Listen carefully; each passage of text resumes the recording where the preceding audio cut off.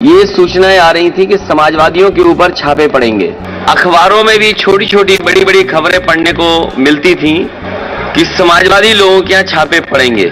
आयकर विभाग ने आज देश भर में 50 जगहों पर छापेमारी की और इस दौरान समाजवादी पार्टी के एमएलसी और इत्र कारोबारी पुष्पराज जैन पंपी के ठिकानों पर भी आयकर विभाग ने रेड कर दी। इनकम टैक्स की टीम की कार्रवाई कन्नौज, कानपुर, दिल्ली, एनसीआर, मुंबई और सूरत समेत कई जगहों पर जारी है।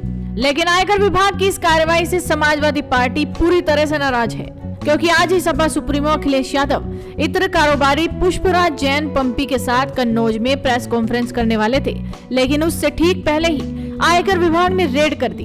हालांकि अपने तय कार्यक्रम के मुताबिक अखिलेश यादव आज कन्नौज पहुंचे और प्रेस कॉन्फ्रेंस की, बीजेपी पर जमकर निशाना साधा और इसी दौरान एक पत्रकार के सवाल का अखिलेश यादव ने किस तरह से जवाब दिया, आज आपको इस खबर में दिखाएंगे।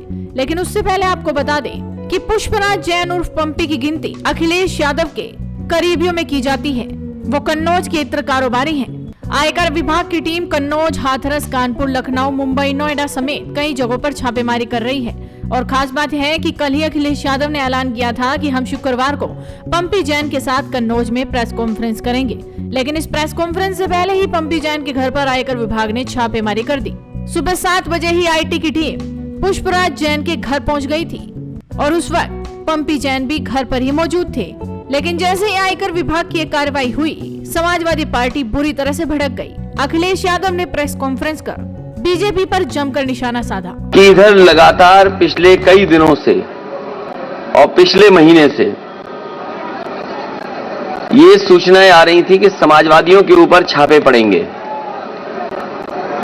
कई बार अखबारों में भी छोटी छोटी बड़ी बड़ी खबरें पढ़ने को मिलती थी कि समाजवादी लोगों के यहाँ छापे पड़ेंगे।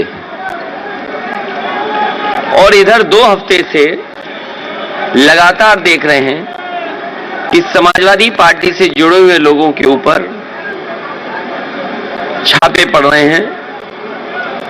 और दिल्ली से जब भी भारतीय जनता पार्टी का लखनऊ में, यूपी में कार्यक्रम होता है, लगता यह है कि साथ अपने इन विभागों को भी बुलाते हैं, साथ ला करके या निर्देश दे करके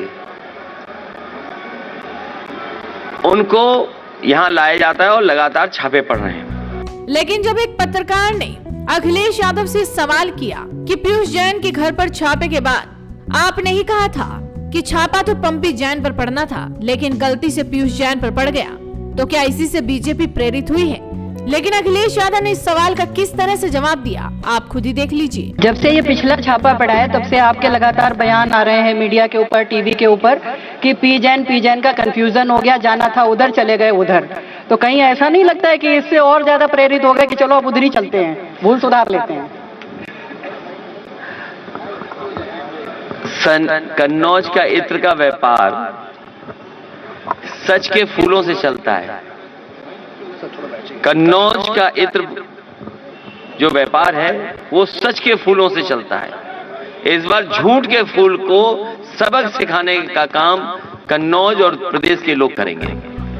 ऐसे में कहा जा सकता है कि अखिलेश यादव जब फ्रंट फुट पर खेलने की तैयारी कर रहे थे, तभी आयकर विभाग ने पंपी जैन के ठिकानों पर छापेमारी कर सारा माहौल बिगाड़ कर रख दिया। हालांकि अखिलेश यादव ने बीजेपी पर इसे लेकर करारा हमला जरूर बोला है। देखना होगा कि आने वाले चुनाव में इसका कितना असर पड़ेगा। तो आप भी इस वीडियो को शेयर कीजिए और जुड़े रहिए हेडलाइंस इंडिया के साथ।